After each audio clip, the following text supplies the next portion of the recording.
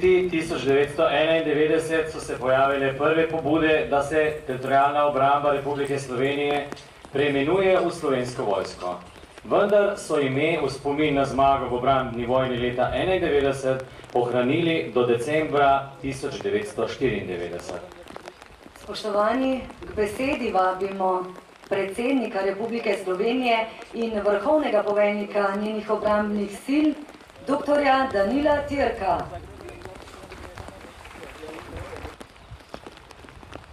Spoštovane pripadnice in pripadniki Slovenske vojske, obrambnih sil Republike Slovenije, spoštovana ministrica za obrambo Republike Slovenije, spoštovani načelnik generalnega štaba, spoštovani gostje. Danes je svečan, poseben dan. In zadovoljen sem, da lahko na ta dan, dan Slovenske vojske, kot vaš vrhovni poveljnik praznujem skupaj z vami v vašem krogu. Današnja slovesnost ima še posebno obeležje, ker z njo praznujemo tudi 20-letnico naše osamosvojitve, naše suverenosti. Pozdravljam vse pripadnike Slovenske vojske in vse vas, stalne sestave in iz pogodbene rezerve. Pozdravljam vse veterane, pripadnike prve generacije slovenskih nabornikov, člane Zveze slovenskih častnikov in vse zaposlene v Ministrstvu za obrambo. Zbrali smo se tu v Cerkljah na kraju pomembnih zmag naše vojske. Pred 20 leti so bile prav tu koncentrirane močne letalske sile jugoslovanske armade, ki so ogrožale celotno ozemlje Slovenije.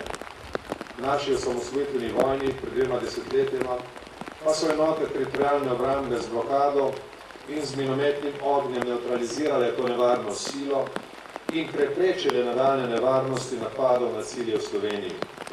Iskrena hvala vsem, ki ste v tej pomembni akciji sodelovali.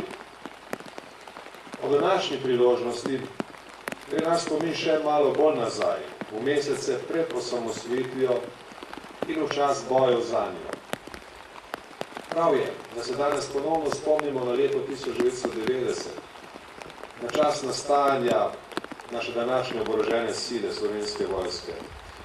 O pomembnih dogodkih tistega časa smo veliko govorili v minulem letu, takratnih obletnicah. Vendar je tudi danes prav, da se jih spomnimo. Da se spomnimo manevrske strukture narodne zaščite, ki je v sredini leta 1990 pomenila bistveno spodbudo za oblikovanje Slovenske vojske. Z imenovanjem novega Slovenskega republičnega štaba za teritorialno obrambo do oktobra 1990 smo dobili tudi potrebno in učinkovito strukturo poveljevanja in vodenja. Z usposabljanjem, oboroževanjem in organizacijo do razglasitve neodvisnosti 25. junija 1991 smo dobili oboroženo silo, ki je bila sposobna z vojaško močjo zavarovati našo suverenost.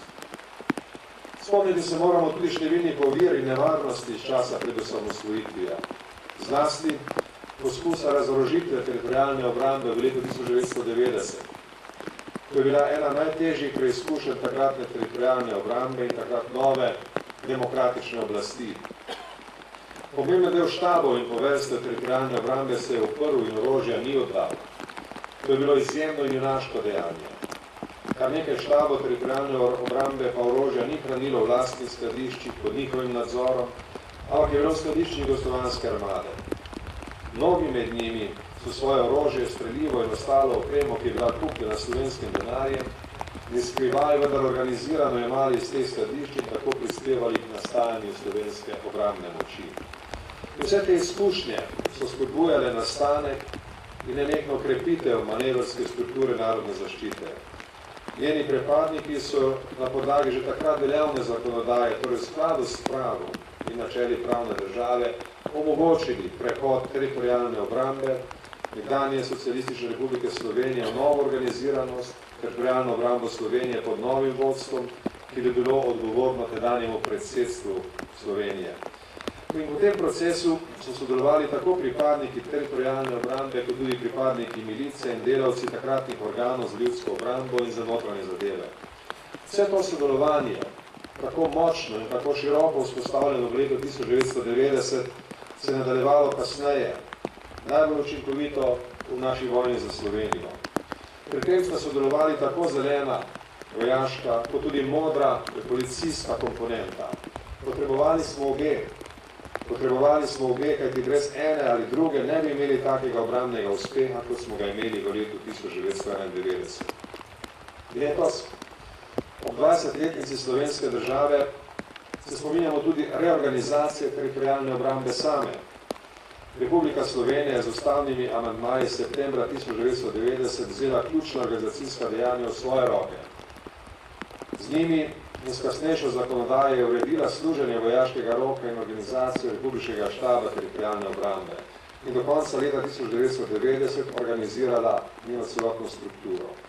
Namesto prejšnjih 13 je bilo oblikovanih 7 pokrajin. Prav je danes ob tej obletnici, da jih našteje. Dolenjska, Gorenjska, Južno-Primorska, Severno-Primorska, Ljubljanska, Vzhodno-Štajerska in Zahodno-Štajerska pokrajina. Pokrajinski štabi so delovali s svojimi podrejenimi in območnimi poveljstvi ter z vojnimi enotami teritorialne obrambe. Ta nova organizacija je močno pospešila in bolje organizirala oborožene priprave in samo osamosvojitveno vojno. Pravilnost vseh teh odločitev, njihovo primernost in učinkovitost so dokazali uspeh in končna zmaga v letu 1991. Zato je prav in zato sem še posebej zadovoljen, da so poveljstva teritorialne obrambe, ki so neposredno poveljevala številnim vojnim enotam teritorialne obrambe v vojnih aktivnostih, včeraj iz rok ministrice sprejele vojne prapore. Hranite jih in nosite jih s ponosom. In ko v današnji svečani priložnosti govorimo o preteklosti, kar je prav in potrebno, je prav tudi, da se posebej spomnimo dogodkov pred 20 leti v Pekrah pri Mariboru, kjer se ravno na današnji dan začelo usposabljanje prvih slovenskih nabornikov. Danes so tu, na tej slovesnosti z nami, tudi takratni vojaki in njihovi častniki, ki so svoj vojaški rok prvi služili v slovenski teritorialni obrambi, ki je bila takrat že prava slovenska vojska. Njihovo usposabljanje v Pekrah in na Igu je bila bistvena prvina priprav za osamosvojitev in kot so pokazali kasnejši dogodki, pomembno zagotovilo naše skupne obrambene moči in naše državne suverenosti. Čez nekaj dni se bomo na posebni slovesnosti spomnili 20-letnice hude zaostritve, ki jo je povzročila jugoslovanska vojska s svojim pritiskom na šolski center v Pekrah. Ta zaostritev je že opozorila na neizbežnost vojne. Morebiti pa je bila tudi že resnični začetek vojne za Slovenijo. In prav v tistem času se je obrambni center v Pekrah pokazal kot kraj odločnosti in moralne moči, ne le oborožene sile, ampak celotne družbe in celotnega naroda. Moralna in mobilizacijska moč slovenske civilne družbe je v tistem času bila izjemna. Iz mirnih zborovanj, ki so postala vse bolj množična, se je v Pekrah pokazala izjemna odločnost. Padla je žal tudi prva civilna žrtev v procesu samostojanja. To niso bili več dogodki. To je bil upor civilne družbe proti tuji, odtujeni vojaški sili. Tudi zaradi tega odločnega upora moramo biti danes ob prazniku naše vojske ponosni. Zavedati se moramo, kako tesno je bila naša vojska v svojem nastajanju povezana z našimi ljudmi, z našo skupnostjo in da so prav naša vojska in vse naše obrambne sile jedro naše državne samostojnosti, naše suverenosti in s tem tudi zagotovilo varnosti naše skupnosti. Danes se moramo tega zavedati in razumeti trajen pomen tega zgodovinskega izročila. Obrambne sile Republike Slovenije so omenjeni nacionalni obrambi in varovanju mednarodnega miru. In vse moramo imeti v mislih oboje. V tem trenutku smo sicer po tako velikim vtisom naših angažmajev v mednarodnih operacijah, da mora biti ta dvojna vloga ni dovolj prepoznavna. Tudi vsi mi, ki imamo naloge in odgovornosti v obrambnem sistemu, zelo dobro vemo, da moramo imeti in da moramo razvijati obe razsežnosti. O tem nas prepričuje ves razvoj slovenske vojske. Naša vojska je v 20 letih po osamosvojitvi doživela velike spremembe. Spremembe je bilo veliko in dogodile so se v kratkem času, ki so ga opredeljevale najprej velika vojna v naši bližini na Balkanu in kasneje velike spremembe, strukturi celotne evropske in svetovne varnosti. Iz naborniške vojske 76.000 mož je postopoma, vendar v kratkem obdobju, nastala profesionalna vojska. Spreminjala se je organizacija in sistem poveljevanja. Povečevala se je vključenost naše vojske v mednarodne operacije. Ta proces spreminjanja in profesionalizacije je močno napredoval, vendar še ni povsem zaključen. Pred 7 leti je naša država vstopila v obrambno vojaško zvezo NATO, ki danes odločilno opredeljuje naš obrambni položaj in je pomemben del naše mednarodne zavezništva. Dejavna je tudi pri usposabljanju drugih enot Slovenske vojske in pravne obveznosti.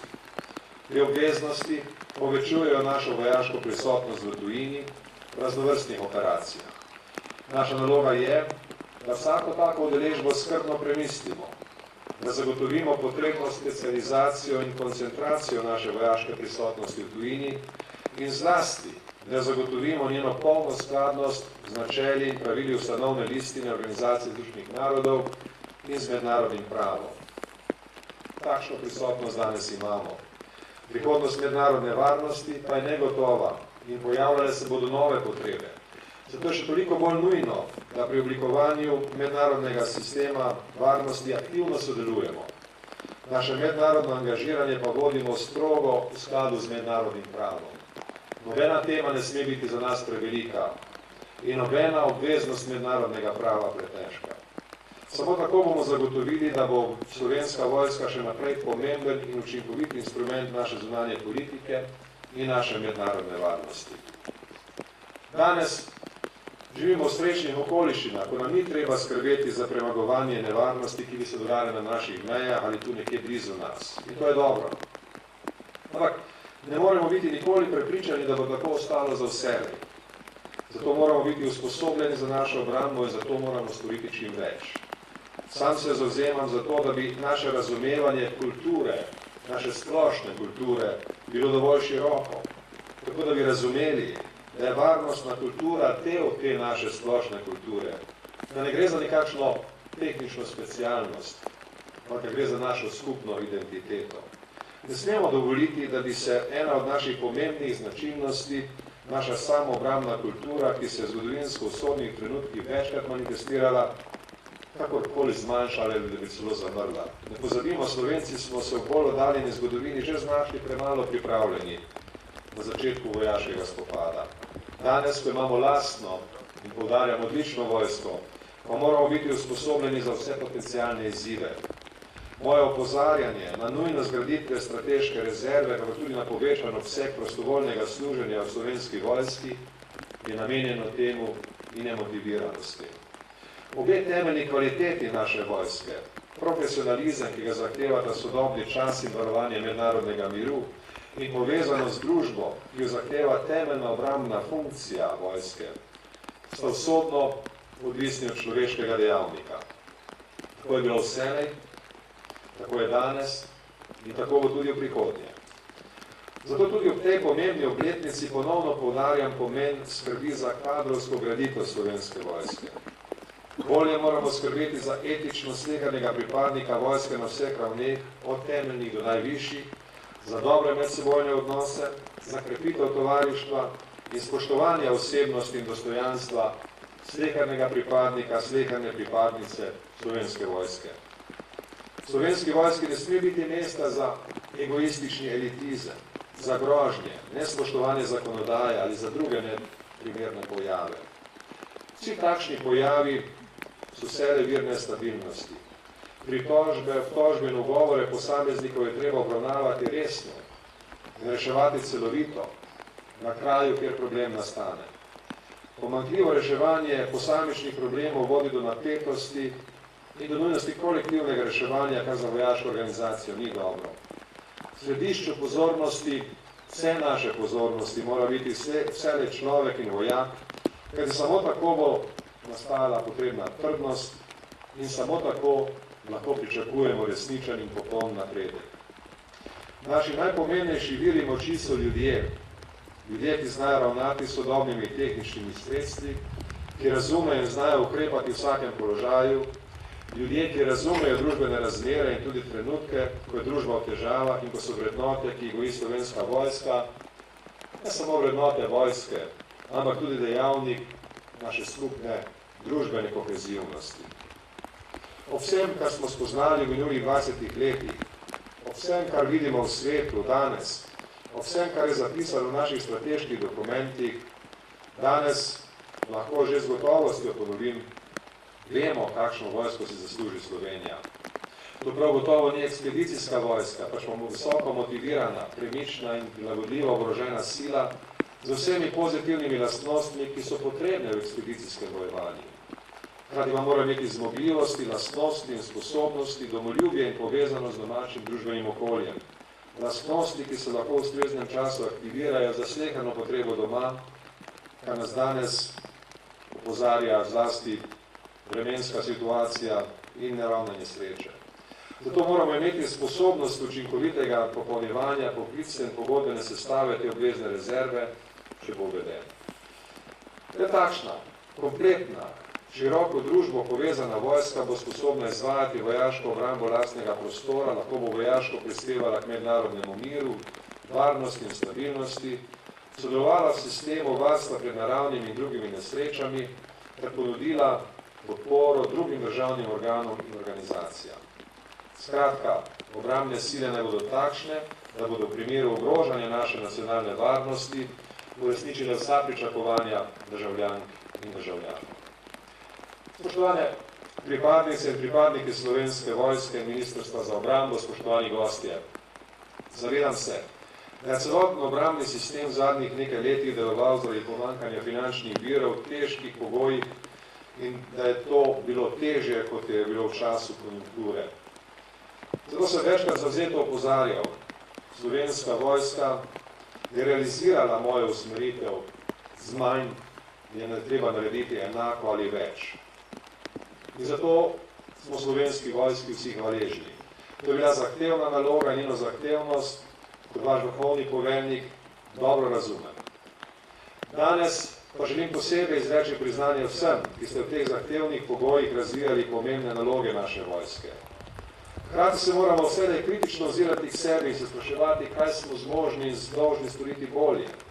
Moje kritične misli, ki ste jih slišali, so usmerjene v aktivnosti, ki ne zahtevajo finančnih sredstev, ampak zahtevajo razumevanje vseh, ki stojite, ki sedite tukaj pred mano. Skupaj smo močnejši, skupaj smo sposobni oblikovati vojsko, ki zahteva naš čas in številne spremembe, ki jih čas prinaša. Da ne bo dvoma, Slovenija ima vojsko, na katero je ponosna in na katero je lahko ponosna. Vojsko, ki ima odlične dosežke, ki razume izzive našega časa in se usposablja za to, da bo na vse izzive vselej uspešno odgovorila. In prav zato sem se odločil, da v 20. obletnici osamosvojitve odlikujem Slovensko vojsko z zlatim redom za zasluge. To bo zahvala vam, vsem vam, ki ste danes tukaj, vsem zaposlenim v Slovenski vojski in vsem tistim, ki so služili v Slovenski vojski od leta 1991. Ob tem se s posebnim spoštovanjem spominjamo tistih pripadnikov, ki so svoje življenje izgubili v osamosvojitveni vojni in vse, ki so zavedno odšli iz Slovenske vojske. Hvala vam. Moje zahvale in moje čestitke ob delu Slovenske vojske so namenjene vsem, tako tistim na mednarodnih misijah, kot tistim, ki v primeru naravnih nesreč ukrepajo doma in tistim, ki se skrbno usposabljajo za naloge nacionalne obrambe. Moje čestitke gredo tudi pripadnicam in pripadnikom pogodbene rezerve in tistim, ki so prostovoljno služili v Slovenski vojski. Enako velja tudi za zaposlene v Ministrstvu za obrambo, ki vsakodnevno sodelujejo s pripadniki Slovenske vojske in ki skrbijo za njeno nemoteno delovanje.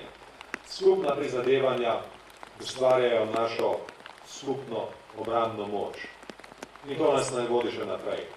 Naj živi Slovenska vojska, naj živi naša domovina, naša Slovenija. Hvala lepa. Hvala predsednik in vrhovni poveljnik obrambnih sil. Hvala lepa.